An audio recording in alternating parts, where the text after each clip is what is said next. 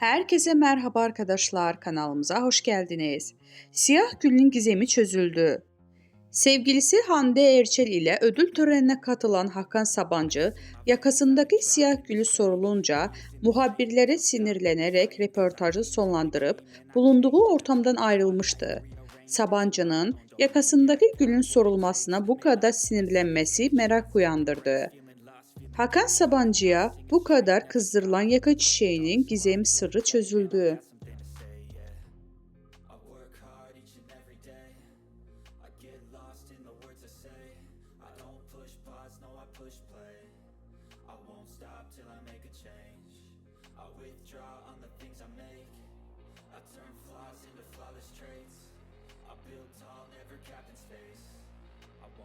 Till I hear him say